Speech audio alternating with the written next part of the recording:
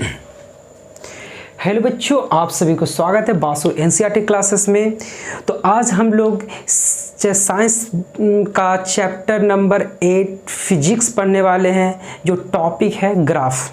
ठीक है, आज हम लोग ग्राफ पढ़ने वाले हैं। इससे पहले हम लोग क्या क्या पढ़ चुके थे, उसमें प्रीवियस वीडियो में the rate of change of velocity पढ़ चुके थे, स्पीड विद डायरेक्शन इसके बारे में पढ़े थे, प्लस में कुछ एग्जाम्पलर को सोल्व कराए थे। तो आज हम क्या पढ़ने वाले हैं, आज ग्राफ पढ़ने वाले हैं। तो ग्राफ होता क्या है, ग्राफ होता क्या है,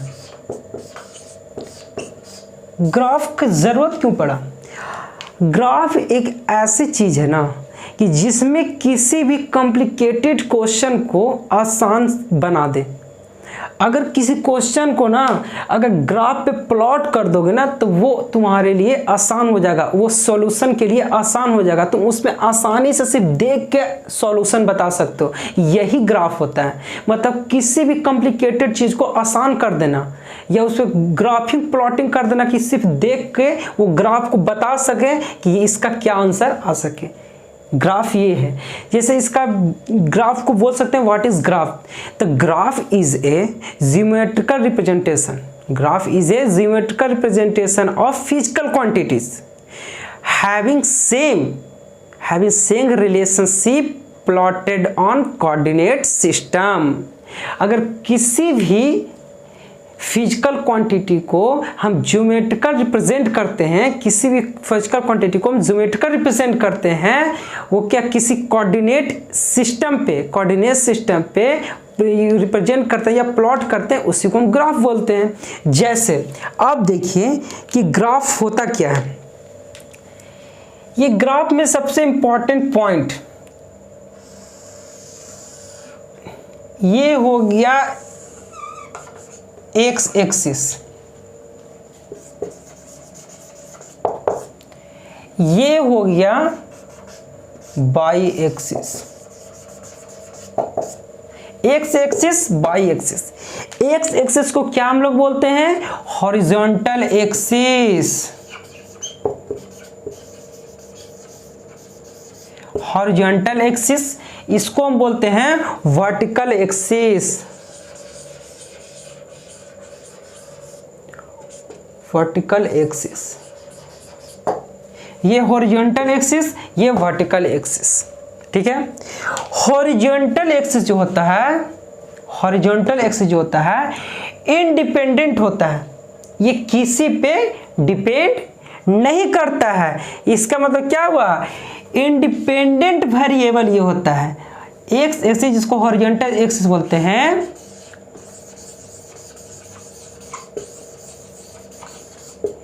इंडिपेंडेंट वेरिएबल। ये होता है जो वर्टिकल होता है, ये क्या होता है, डिपेंडेंट वेरिएबल।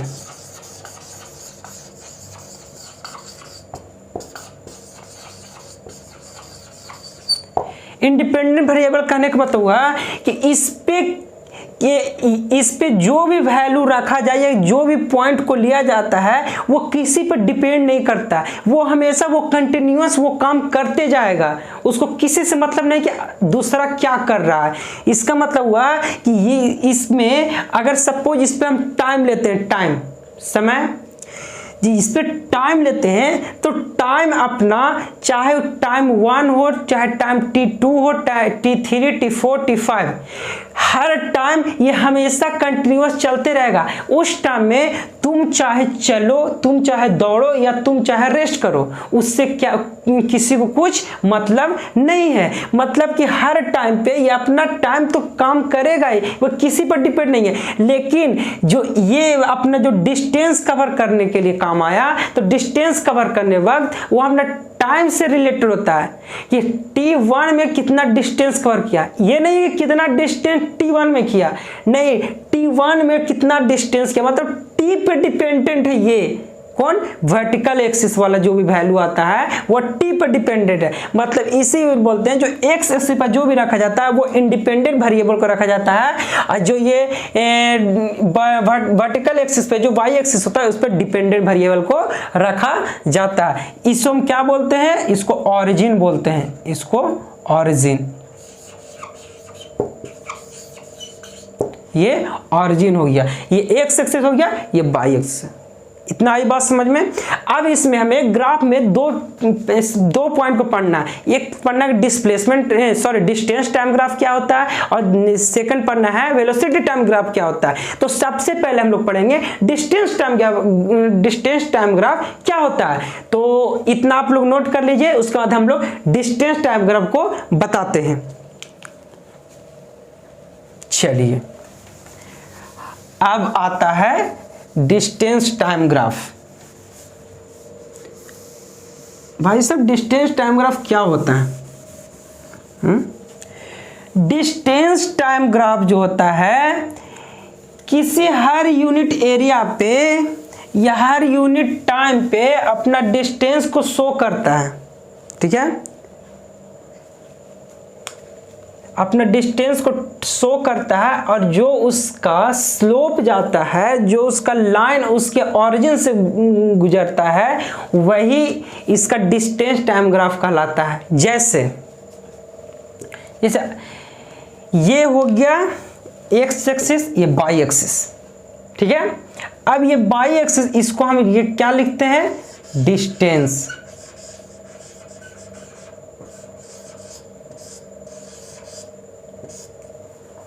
डिस्टेंस डी से डिनोट करते हैं। ठीक है, ये क्या हो गया? Time, T. ठीक है, ये आपका ओरिजिन हो गया। अब कहता है इसमें सबसे पहले पहला पॉइंट इसमें पढ़ेंगे। ये टॉपिक पहले हम लिख दे रहे हैं, उसके बाद इसका एक्सप्लेन करेंगे कि क्या है। ये हम क्या पढ़ रहे हैं? Distance time graph. Distance time graph. Distance time graph में पहला ए हम कहें व्हेन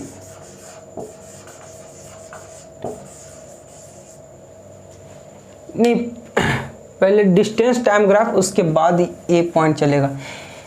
डिस्टेंस टाइम ग्राफ, जैसे डिस्टेंस टाइम ग्राफ को हम कैसे रिप्रेजेंट करते हैं? सपोज हमको मान लिया जाए कि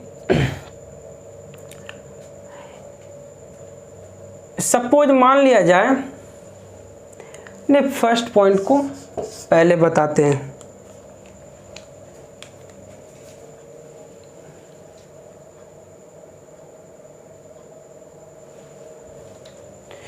चलिए, तो ये क्या है? Distance time graph. Distance time में आपको पहला पॉइंट बता रहे हैं। ठीक है, पहले ये बताइए ग्राफ बनाना क्यों आवश्यकता पड़ा? ग्राफ को बनाना हम सबसे पहले बता चुके हैं कि किसी भी कॉम्प्लिकेटेड चीज को आसान कर देना, वो आसानी से सिर्फ देख के आंसर बता देना। आंसर बताना, इसलिए तो ग्राफ बनाया गया। किसी भी ग्राफ को क्यों बनाया गया? किसी को आसानी से आंसर बता देना, इसलिए ग्राफ बनाया गया। अब देखिए पहला डिस्टेंस टाइम ग्राफ। ये डिस्टेंस टाइम ग्राफ में पहला जो पॉइंट है, व्हेन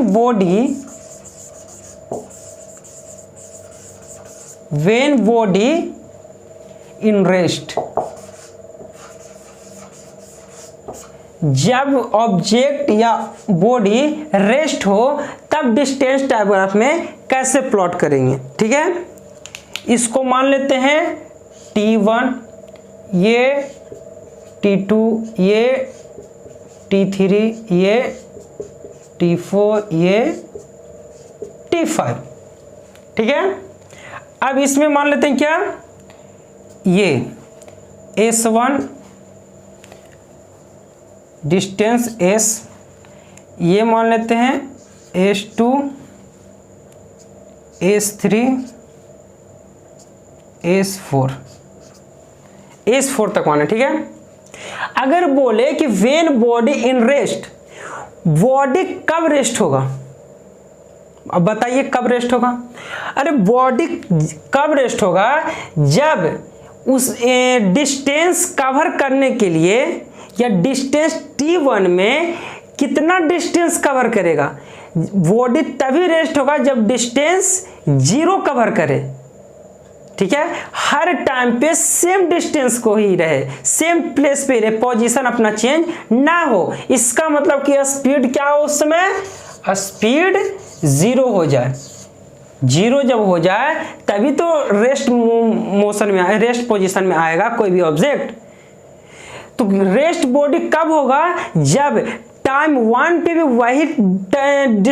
वही डिस्टेंस पे हो, टाइम 2 पे भी वही डिस्टेंस पे हो, टाइम 2 पे वही डिस्टेंस पे हो, मतलब हर टाइम पे डिस्टेंस सेम हो, उसमें कोई चेंजिंग ना हो। जैसे कोई ऑब्जेक्ट, मान लिया कि ऑब्जेक्ट T1 में यहाँ पे है, ठीक है, तो T2 में भी यहीं पे हो, T3 में भी यहीं पे हो, T4 में भी यहीं पे हो, मतलब हर टाइम के समय वो उसका पोजीशन सेम हो, वो कहीं चेंजिंग ना हो, तभी वो बॉडी रेस्ट कहलाएगा। तो उसके लिए कैसे प्लॉट करेंगे? मान लिया जाए कि T1 में S1 पे है या S2 पे है, सपोज मान लिया कि हम पहला सेकंड में हम 3 मीटर पे हैं, डिस्टेंस 3rd मीटर पे है, दूसरा सेकंड में भी हम 3rd मीटर पे ही, तीसरा सेकंड में भी 1/3 मीटर पे ही है, मतलब कोई चेंज पोजीशन पे नहीं है, जिस पोजीशन पर उसी पे हम खड़ा। पहला सेकंड में भी यहीं पर है, टाइम 2 सेकंड हो गया फिर भी हम यहीं पे हैं, टाइम 3 हो गया फिर भी यहीं पे है, मतलब उसमें कोई चेंजिंग नहीं, मतलब रेस्ट में है, उसमें स्पीड ही नहीं है, 0 स्पीड है। इसका मतलब अगर सपोज टाइम T1 पे सपोज यहाँ पे है, तो यहाँ पे कहाँ पे हो जाएगा? इस पॉइंट पे S1 पे, टाइम T1 में S1 पे है, टाइम T पर भी S1 पे ही हो, टाइम 3 पे भी S1 पे ही, और टाइम 4 पे भी S1 पे ही, और टाइम 5 पे भी S1 पे ही हो, तभी ये बॉडी क्या कहलाएगा कि ये हर टाइम पे सेम डिस्टेंस पे हो। इसका मतलब ये बॉडी क्या है? ये रेस्ट पोजीशन पे है, रेस्ट पोजीशन पे है। अगर बॉडी हर टाइम पे सेम डिस्टेंस पे हो तो इसका मतलब बॉडी रेस्ट पोजीशन पे। तो ये किसका ग्राफ आ गया? अगर when body in rest position then distance type graph इस टाइप से प्लॉट होता है। आई बात समझ में? चलिए अब नेक्स्ट पॉइंट,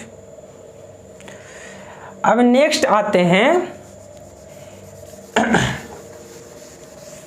नेक्स्ट क्या आएंगे? बी। ये एक है when body in rest, when body in uniform motion,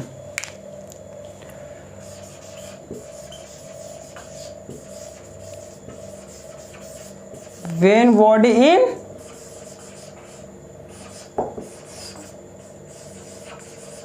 uniform motion, जब यूनिफॉर्म मोशन में इंक्रीज हो, यूनिफॉर्म मोशन में इंक्रीज हो। ये आपको हम बता चुके हैं कि यूनिफॉर्म मोशन होता क्या, बताए थे कि नहीं? आप प्रीवियस वीडियो आप देख सकते हैं यूनिफॉर्म मोशन क्या होता है। यूनिफॉर्म मोशन होता है कि जब कोई T1 पे या T2 पे सेम डिस्टेंस को या सेम डिस्टेंस को बार बार कवर करे। जैसे सपोज एक लाइन है, ठीक है, ये हम मान के 0 सेकेंड, यहां से कोई ऑब्जेक्ट स्टार्ट हुआ, ये 1 2 3 4 5, सपोज यहां से यहां कवर किया 5 मीटर, यहां से यहां भी 5 मीटर, यहां से यहां भी 5 मीटर, यहां से यहां में 5 मीटर, यहां से यहां भी 5 मीटर, यहां से यहां भी, सॉरी यहां नहीं, ठीक है, 5 मीटर। मतलब कि एक सेकंड में कितना डिस्टेंस कवर किया? क्योंकि स्पीड इज इक्वल टू होता है, स्पीड इज इक्वल टू होता है तो डिस्टेंस कवर्ड बाय टाइम, ठीक है। तो पहला सेकंड में कितना डिस्टेंस हो गया? 5 मीटर। स्पीड कितना हो गया? 5 मीटर पर सेकेंड। टाइम 2 में, ये टाइम 2 में कितना डिस्टेंस? 5 मीटर, तो कितना हो गया? 5 बाई 1 क्यों हुआ? क्योंकि यहां से तो वहां एक ही सेकंड है टाइम ना, यहां से जोड़ेंगे तब हो गया 2 सेकंड। अगर यहां से हम टोटल जोड़ेंगे तो भी हम लिखेंगे तब 5 5 10 लिखेंगे, 10/2 लिखेंगे, उसके बाद ये 5 मीटर पर सेकंड हो गया। मतलब हर 1 सेकंड पे 5 मीटर डिस्टेंस कवर कर रहा है। इसका मतलब क्या हो रहा है, यहां स्पीड क्या है, स्पीड कांस्टेंट है। ठीक है, स्पीड कांस्टेंट होगा तभी ये यूनिफॉर्मली इंक्रीज करेगा। आई बात समझ में? तो इसका ग्राफ कैसे बनता है, जब यूनिफॉर्मली इंक्रीज करे जिसमें स्पीड क्या हो, कांस्टेंट हो, तब उसका ग्राफ कैसे बनता है? इसका ग्राफ होता है यहां ऑरिजिन से एकदम सीधा, ये यूनिफॉर्मली हर पॉइंट पे क्या होगा, हर पॉइंट पे स्पीड क्या होगा, इक्वल या सेम होगा। हर पॉइंट पे स्पीड सेम होगा, हर पॉइंट पे क्या होगा, स्पीड सेम। हर पॉइंट पे क्या होगा, स्पीड सेम होगा। मतलब कि यहां पे स्पीड क्या है, कांस्टेंट है। यही यूनिफॉर्म एक्सिस या यूनिफॉर्म मोशन कहलाया। जैसे में एक एग्जांपल, ये S1 S2 S3 लिख लिए। अब सपोज एक एग्जांपल ले लेते हैं, ठीक है। ये यूनिफॉर्म का बताएं कि यूनिफॉर्म पे कैसे प्लॉट होता है।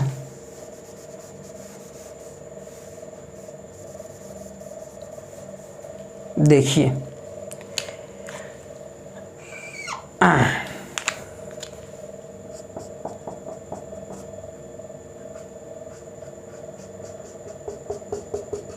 चलिए ठीक है। अगर सपोज बोले कि पॉइंट S2, इस पॉइंट, इसको पॉइंट हम A मानते हैं, मान लेते हैं, इस पॉइंट को B मान लेते हैं। अगर सपोज बोले कि पॉइंट A से पॉइंट B का स्पीड क्या होगा, ठीक है, पॉइंट A से या पॉइंट B से मान लेते हैं, ठीक है। बोलेगा पॉइंट A से पॉइंट B तक स्पीड क्या होगा। ऐसे जनरली हम लोग क्या बताए थे कि S1 अगर इस पॉइंट पर स्पीड खोजेगा, इस पॉइंट से इस पॉइंट पर स्पीड क्या होगा, अच्छा इस पॉइंट से इस पॉइंट पर स्पीड क्या होगा, या इस पॉइंट से इस पॉइंट पे स्पीड क्या होगा, तो कैसे करेंगे। तो स्पीड इज इक्वल टू यहाँ पे होता है, जो स्पीड होता है, स्पीड इज इक्वल टू क्या होगा, पॉइंट B है पॉइंट A है, तो ये पॉइंट A का कोऑर्डिनेट इसका क्या होगा, पॉइंट A का कोऑर्डिनेट क्या होगा, T2 S2 होगा। पॉइंट इस पे क्या होगा, ये होगा T4 S4। ये बात समझ में आ रहा है ना, कैसा आ रहा है। अरे इसका इस पॉइंट का कोऑर्डिनेट क्या होगा, x एक्सिस और y एक्सिस। ये x एक्सिस है, इसको हम लिखते हैं ऐसे, ये इस पॉइंट का कोऑर्डिनेट लिखना था कैसे ना, x, y, यही लिखते हैं ना, x, y लिखते। अगर इस पॉइंट का कोऑर्डिनेट है, इस पॉइंट का कोऑर्डिनेट लेना तो इसमें भी x, y यही ना लिखते हैं।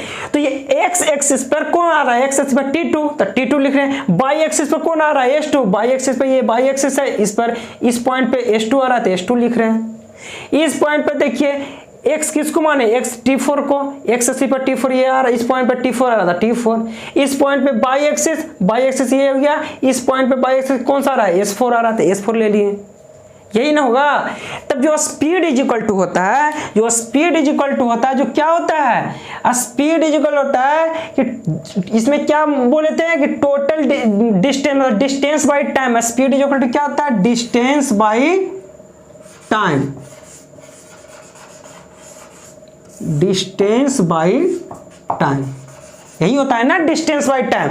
तो डिस्टेंस बाय टाइम, तो इसको क्या, डिस्टेंस इसका क्या होगा, पॉइंट A और B के बीच में हमको स्पीड निकालना है, तो कैसे निकालेंगे, तो इसका डिस्टेंस, इसी का डिस्टेंस ना लेंगे, इसका डिस्टेंस और इसमें लगने वाली टोटल टाइम, तो इसका डिस्टेंस कैसे निकलेगा, तो जो इसका फाइनल होगा, फाइनल माइनस इनिशियल कर देंगे तो इसका बीच का डिस्टेंस निकलेगा। तो S4 माइनस कितना हुआ, S2, S2 कर देंगे और टाइम कितना होगा, final time minus initial time, final time minus initial time कर देंगे तो उसका बीच का टाइम जितना लगा वो टाइम निकल जाएगा। तो फाइनल टाइम क्या है T4, उसके बाद ये T1 ये T2, तो T4 माइनस T2 ये क्या हो गया डिस्टेंस बाय टाइम। तो ये क्या आ गया यहाँ, speed is equal to S4 minus S2 और क्या है T4 माइनस T1।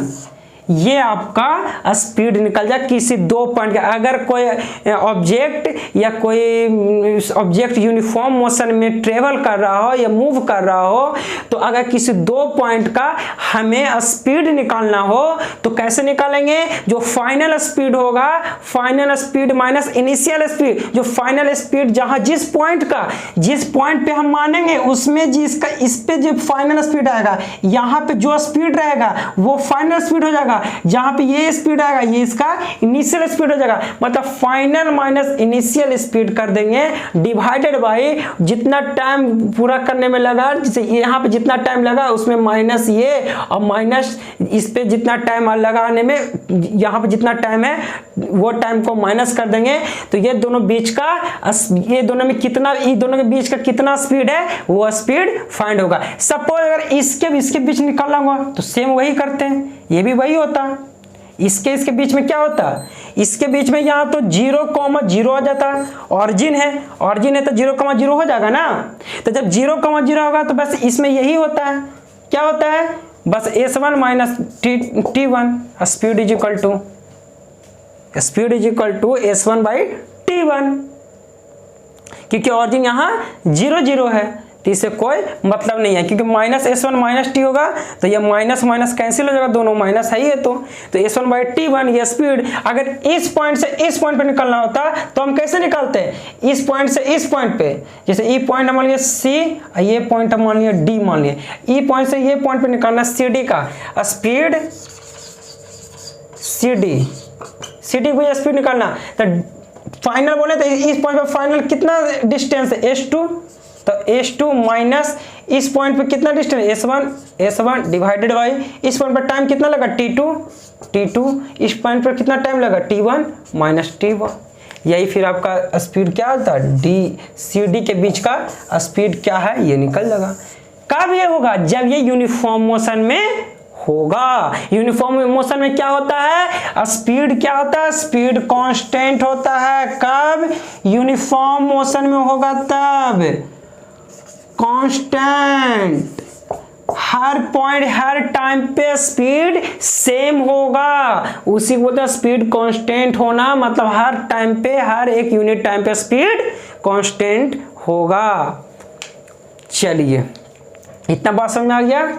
अब नेक्स्ट पॉइंट इसका, ये बी था ना, ये बी था। अब इसका सी में क्या है कि व्हेन बॉडी मूव्स, क्या होता है, non uniform, when body moves in non uniform motion. इतना समझ में आ गया बच्चों। अगर कोई भी डाउट हो तो हम अपना व्हाट्सएप नंबर दे चुके हैं, उस पर आप मैसेज कर सकते हैं इंडिविजुअली, आपको इंडिविजुअली सॉल्व करके बता दिया जाएगा, समझा दिया जाएगा, या कमेंट सेक्शन में लिख सकते हैं। ज़्यादा बच्चों को डाउट आएगा तो वो हम सभी को एक बार एक एक्स्ट्रा क्लास फिर ले लेंगे।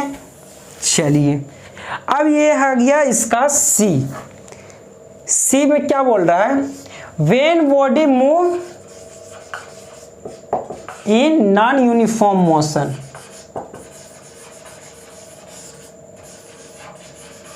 नॉन यूनिफॉर्म, जब बॉडी नॉन यूनिफॉर्म में हो, नॉन यूनिफॉर्म में बोले तो क्या होगा, नॉन यूनिफॉर्म में आपको पहले ही बता चुके हैं कि नॉन यूनिफॉर्म जो होता है, सबसे पहले तो हम ग्राफ प्लॉट करने दो।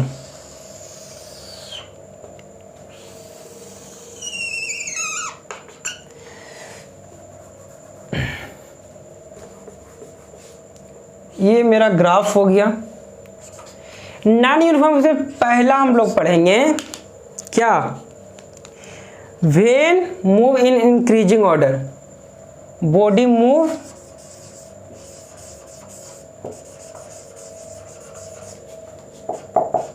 इन इंक्रीजिंग ऑर्डर, ठीक है। जब ऑब्जेक्ट क्या है या बॉडी मूव करे इंक्रीजिंग ऑर्डर में, नॉन यूनिफॉर्म हो बट इंक्रीजिंग ऑर्डर में हो, मतलब क्या हुआ कि सपोज को ये डिस्प्लेसमेंट टाइम ग्राफ का ही चल रहा, ठीक है। ये हमारा आ गया डिस्टेंस,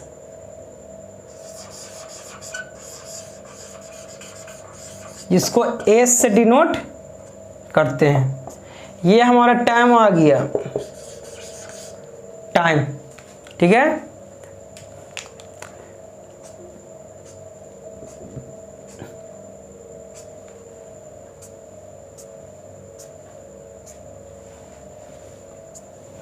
ये हमारा T1, T2, T3, T4, T5, ये S1, S2, S3, S4, S5। Body move in increasing order, मतलब क्या हुआ, इसका सबसे पहले नॉन यूनिफॉर्म मोशन का या नॉन यूनिफॉर्म मोशन का ग्राफ कैसे प्लॉट होता है, ग्राफ कैसे प्लॉट होता है, ये देखिए। इसका जो ग्राफ होता है, जो ऑरिजिन से अपवर्ड की डायरेक्शन, जैसे ये ऑरिजिन है, यहाँ से एकदम कर्व अपवर्ड, ये हमको क्या है गया इंक्रीजिंग ऑर्डर में, नॉन यूनिफॉर्म इंक्रीजिंग। अब इंक्रीजिंग ऑर्डर का मतलब क्या हुआ, सबसे पहले हम लोग समझेंगे कि जो मान लिया जाए कि टाइम 1 पे या 1 सेकंड पे टाइम हो गया, डिस्टेंस हुआ, पहला सेकंड पे 5 मीटर डिस्टेंस कवर किया, ठीक है। T2 पे या टाइम दूसरे सेकंड पे 7 मीटर डिस्टेंस कवर किया, पहला सेकंड में 5 मीटर, दूसरे सेकंड पे 7 मीटर, ठीक है। थर्ड सेकंड पे कितना, थर्ड सेकंड पे मान लीजिए ये 10 मीटर कवर किया। इसका मतलब कि हर टाइम पे डिस्टेंस कवर कर रहा है, और लेकिन किस फॉर्म में, इंक्रीजिंग फॉर्म में, डिस्टेंस बढ़ते जा रहा है। ये तो नहीं कि 7 से फिर 4 कर लिया, नहीं ना, ये डायरेक्ट डिस्टेंस बढ़ते जा रहा है। इसका मतलब क्या है, इसमें स्पीड क्या हो रहा है, स्पीड इंक्रीज हो रहा है, स्पीड इंक्रीज हो रहा है। जो यूनिफॉर्मली में बताए थे कि जो डिस्टेंस टाइम ग्राफ का जो स्लोप देता है, जो स्लोप होता है, जो ये ऑरिजिन से जो ये स्लोप निकलता है, जो ये स्लोप हुआ, ये टेंजेंट स्लोप, यहाँ से इसको स्लोप कैसे बोलते हैं, ये एक्स एक्सिस का पैरेलल लिया जाता है और फिर इस पॉइंट पे ये सीधा लाइन को खींचा जाता है, समझे, यही आपका स्लोप हो गया। तो जो स्लोप इसका होता है यूनिफॉर्म जो स्लोप होता है हर पॉइंट पे इक्वल होता है, हर पॉइंट पे स्लोप इक्वल होता है। इक्वल क्यों होता है, क्योंकि इसमें स्पीड क्या होता है, कांस्टेंट होता है। तो कांस्टेंट जहां स्पीड होगा वहां स्लोप सब इक्वल होगा। तो ये स्लोप यहाँ पे सभी को ये यूनिफॉर्म मोशन में होता है, ठीक है। तो आप लोगों को पता है कि जो स्लोप होता है, डिस्टेंस टाइम ग्राफ का जो स्लोप है वो हमें क्या देता है, slope of distance time graph, slope of distance time graph क्या हमें देता है, slope of distance time graph क्या हमको देता है, वो हमें स्पीड देता है। स्लोप ये नोट में लिख लेना, ठीक है। Slope of distance time graph क्या देता है हमें, स्पीड देता है। तो बस इसी कंडीशन में देखिए ये इंक्रीजिंग ऑर्डर में कैसे है, ठीक है, ये हमको देखना है ये इंक्रीजिंग ऑर्डर में कैसे है। हर पॉइंट पे इंक्रीज कर रहा है, हर एक पॉइंट पे इंक्रीजिंग ऑर्डर में बढ़ते चला जा रहा है, तभी ये इंक्रीजिंग ऑर्डर में। जैसे में मान लिया जाए ये इस पॉइंट पे पॉइंट 1 पे देखते हैं या पॉइंट 2 पे देखते हैं, 1 ही पे देखते हैं, पॉइंट 1 T1 में S1 डिस्टेंस कवर किया, ठीक है। इसका हम स्लोप निकालेंगे तो कैसे निकालेंगे, ये एक्स एक्सिस है, ठीक ना, ये वाई एक्सिस, ये एक्स एक्सिस हो गया क्या हॉरिजॉन्टल, ये वर्टिकल हो गया। इसका स्लोप खींचने के लिए इस पॉइंट पे स्लोप कैसे खींचा जाता है, ये कैसे बनाया जाता है, टेंजेंट कैसे बनाया जाता है, इस पॉइंट पे टेंजेंट कैसे आता है, एक्स एक्सिस का पैरेलल, इस पॉइंट से एक्स एक्सिस का पैरेलल लाइन ले लिया जाता है, ठीक है, एक्स एक्सिस से पैरेलल लाइन ले लिया जाता है। उसके बाद इस पॉइंट पे एकदम सीधा लाइन जो इस पे मीट करे, सीधा लाइन इस पॉइंट पे एकदम सीधा लाइन जो इस पे मीट करे, इस पॉइंट से सीधा लाइन जो इस पॉइंट पर मीट करते हुए एकदम सीधा पार होते चला जाए, फिर उसका जो ये एंगल फॉर्म होता है θ1, यही आपका टेंजेंट फॉर्म गया। जैसे सपोज हमको T3 पे पॉइंट नोट करना है, T3 पे कैसे करेंगे, बस सेम इस पॉइंट पे क्या करेंगे, इसका एक्स एक्सिस का पैरेलल ले लेंगे, ये एक्स एक्सिस है, ठीक है, ये भी यहाँ पे एक्स एक्सिस है, एक्स से पढ़ लेंगे, और इस लाइन का एक सीधा इस पॉइंट को टच करने वाली एक सीधा रेखा, इस पॉइंट को टच करने वाली सीधा रेखा को हम यहाँ पे ड्रॉ करेंगे। तो इस लाइन पे टच करने वाली सीधा रेखा कौन सा हो गया, इस पॉइंट से यही ना टच करेगा, यहाँ से अगर लेंगे तो इस पॉइंट पे आया,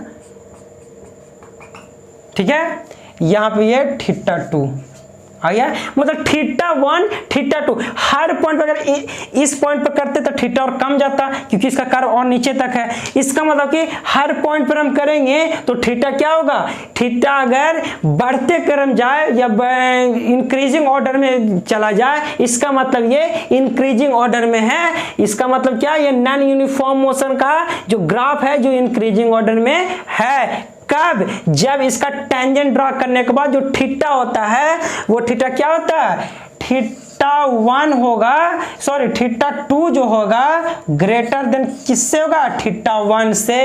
ये कब होगा, जब ये नॉन यूनिफॉर्म मोशन में हो और टेंजेंट ड्रॉ करने के बाद थीटा ग्रेटर देन θ1। कब, जब मोशन इंक्रीजिंग ऑर्डर में हो, नॉन यूनिफॉर्म के इंक्रीजिंग ऑर्डर में हो, तभी θ2 बड़ा होगा θ1 से। आई बात समझ में, ये आपका इंक्रीजिंग ऑर्डर हुआ।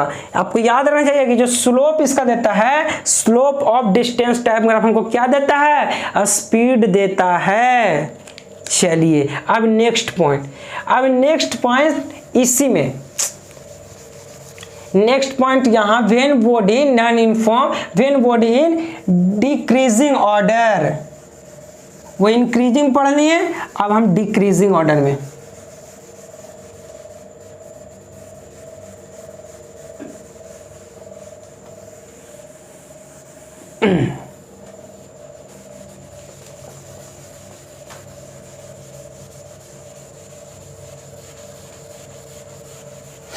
Slope of distance time graph क्या देता है जी, slope of distance time graph हमें देता है स्पीड देता है।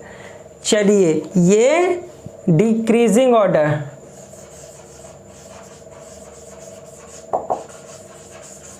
इन डिक्रीजिंग ऑर्डर, ठीक है, बॉडी इन डिक्रीजिंग ऑर्डर।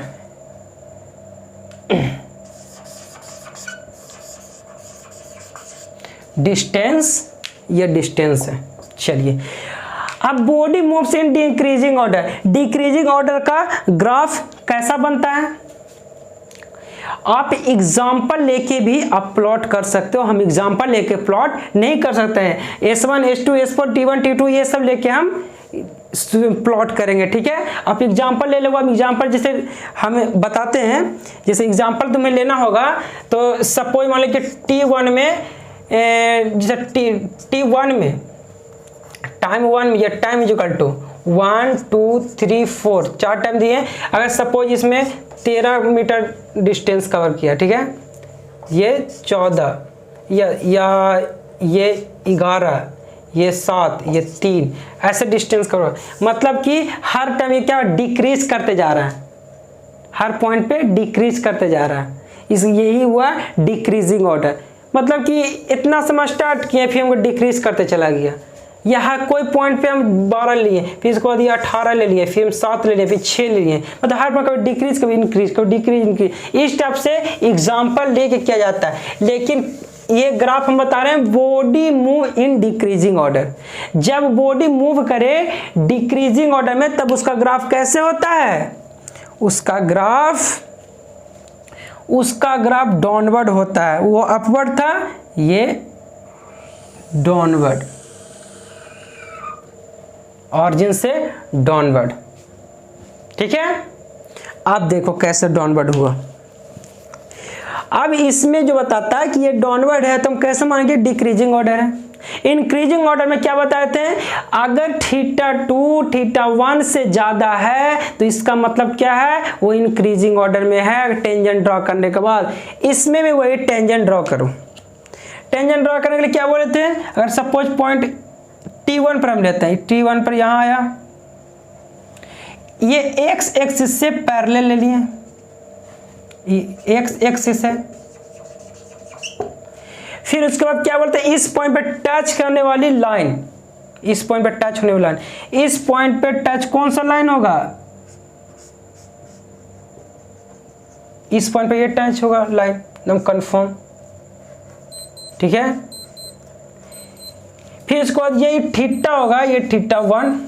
अगर सपोज उसी तरह हम T3 पे देखते हैं, T3 यहां, T3 पे भी हम क्या बोले, एक्स एक्सिस का पैरेलल, एक्स एक्सिस का ही पैरेलल ले लिए, एक्स एक्सिस, इस लाइन पे टच होने वाली एक लाइन, इस बिंदु पर टच होने वाली एक लाइन, यहाँ पे स्केल लेके से लिया जाता है, तो इस बिंदु पर टच होने वाली लाइन कौन सा आ जाएगा, यही जाएगा एकदम। ठीक है, तो जो ये थीटा हुआ θ2, इसमें क्या दिख रहा है, जो θ2 है वो क्या डिक्रीजिंग है या छोटा है θ1 से। इसका मतलब है कि स्लोप ऑफ या tangent of any non uniform motion, वो अगर थीटा अगर कम रहे तो उसका ये θ1 से क्या हो, θ1 हो जो θ2 से ज्यादा रहे तो समझिए कि ये नॉन यूनिफॉर्म के डिक्रीजिंग ऑर्डर में है। इसका कैसा कर्व बनता है, ये ऐसा कर्व बनता है डाउनवर्ड पोजीशन में, जिसमें कि इसमें स्लोप क्या दिखाता है, यहाँ पे स्लोप हमको क्या बताता है, स्लोप क्या बताता है, स्पीड बताता है। तो जो स्पीड है वह स्लोप हमको स्पीड बता रहा है, तो ये स्लोप ही जो टेंजेंट निकला ये स्लोप ही है ना। तो यहाँ जब स्लोप जब हमको छोटा दे रहा है तो स्पीड कमेगा, यहाँ स्लोप बड़ा दे रहा है, थीटा बड़ा है तो स्लोप बढ़ेगा। मतलब क्या हो रहा है, डिक्रीजिंग, सबसे बड़ा ये होगा, उसके बाद सबसे छोटा ये होगा। इसका मतलब कि स्लोप जिसका बड़ा या छोटा हुआ वही डिक्रीजिंग ऑर्डर या इंक्रीजिंग ऑर्डर उसको हम कह सकते हैं। जैसे यहाँ स्लोप क्या हुआ, यहाँ बड़ा हो गया, यहाँ स्लोप क्या हो गया, छोटा हो गया, तो मतलब डिक्रीजिंग ऑर्डर हो रहा है। डिक्रीजिंग ऑर्डर कैसे, सबसे बड़ा संख्या को लिखते हैं, फिर छोटा, फिर छोटा, फिर छोटा, तो यहाँ पर डिक्रीजिंग मूवमेंट में चलता चला जा रहा है। आई बात समझ में कि कैसे बोलते हैं, when body in non uniform motion body move in decreasing order या इंक्रीजिंग ऑर्डर। आई बात समझ में कि क्या क्या है। चलिए, तो अब नेक्स्ट पॉइंट अब क्यों नेक्स्ट क्लास में करेंगे, आज के लिए इतना ही रखते हैं। नेक्स्ट क्लास में आपको हम क्या करेंगे, वेलोसिटी टाइम ग्राफ को एक्सप्लेन करेंगे। अगर इसमें आप चाहें तो कुछ एग्जाम्पल को खुद से सोल्व कर सकते हैं, जैसे एनसीईआरटी में आपको एग्जाम्पल दिया हुआ है, सोल्व कीजिए। अगर ना हो तो आप कमेंट या व्हाट्सएप पे मैसेज कीजिए, सर नहीं हो रहा है, तो अगले क्लास में एग्जाम्पलर को भी हम सोल्व कर देंगे। ठीक है, अगले क्लास में एग्जाम्पलर को भी सोल्व कर देंगे, आप ट्राई कीजिए। और जो पॉइंट ना समझ में आए वो हमको कमेंट सेक्शन में ज़रूर बताइएगा। ठीक है, तो चलिए आज के लिए बस नहीं, और वीडियो को ज़्यादा से ज़्यादा लाइक, शेयर और सब्सक्राइब कीजिए, और दोस्तों के पास शेयर करने की कोशिश करें कि आपके पास जल्दी जल्दी अच्छे अच्छे कंटेंट को आपके पास हम ला सकें। और जितनी भी प्रॉब्लम हो वो डॉट सेशन में करके आप अपना नाम और स्टेट लिखकर व्हाट्सएप मैसेज कर दीजिए, हम आपकी सोल्व 100% सॉल्यूशन के देंगे। ठीक है, आज के लिए बस इतना ही। जय हिंद।